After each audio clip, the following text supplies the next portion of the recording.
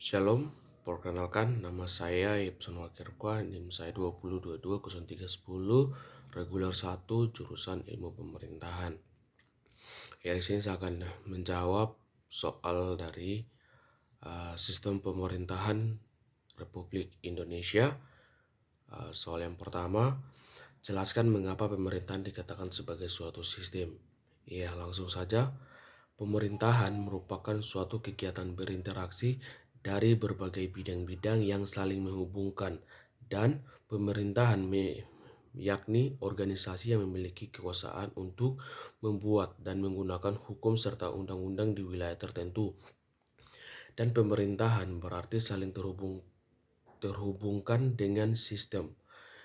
Yaitu sistem yaitu suatu kesatuan yang terdiri atas komponen atau elemen yang dihubungkan bersama untuk memudahkan aliran informasi, materi, atau energi untuk mencapai sasaran dan suatu tujuan yang bersama.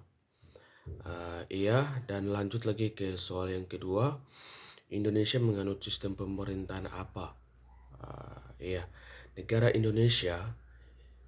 Negara Indonesia ini memiliki bentuk negara republik, dan negara Indonesia juga menganut sistem pemerintahan presidensial. Indonesia saat ini menganut sistem pemerintahan presidensial di mana ada pemisahan kekuasaan, yaitu eksekutif, legislatif, dan yudikatif yang berdasarkan prinsip check and balance. Ketentuan ini tertuang dalam konstitusi dan ini merupakan sistem pemerintahan negara Republik Indonesia di mana kekuasaan eksekutif dipilih melalui pemilu dan diberi tanggung jawab, dan presiden bertugas sebagai kepala negara sekaligus kepala pemerintahan dan terpisah dengan kekuasaan legislatif.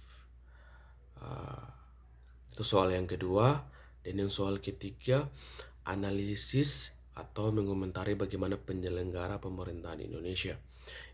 Penyelenggara pemerintahan di negara kita Indonesia, mulai dari pada khususnya penyelenggara pemerintahan di Indonesia, kita akan menilai dari dua penilaian, yaitu mulai dari penilaian sisi positif dan dari penilaian segi negatifnya.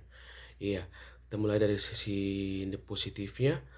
Dari segi positifnya, penyelenggara pemerintahan berjalan sesuai aturan dan jalur-jalur hukum yang berlaku sesuai prosedur hukum yang diterapkan dalam kinerjanya. Dan adapun juga penyelenggara pemerintahan selalu bekerja dan memberikan yang terbaik bagi masyarakat dan negara, mulai dari tanggung jawab, kinerja publik, dan penyelenggara yang menerapkan aturan hukum yang berlaku dalam penyelenggara sebagai eksekutif. Pemerintah pada khususnya daerah dapat mengelola sumber daya alam yang dimiliki untuk dipergunakan bagi peningkatan pendapatan asli daerah atau PAD dan bagi kepentingan rakyat itu sendiri.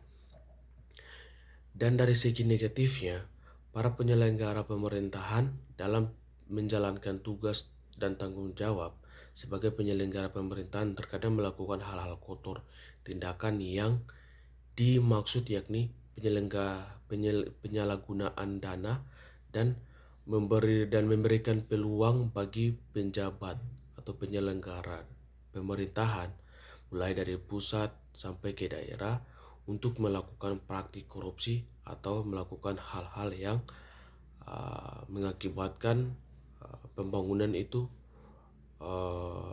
tidak terlalu cepat dan tidak terlalu merapat. Mungkin itu saja yang bisa dapat saya sampaikan dari tugas ini. Terima kasih. Shalom. Tuhan berkati.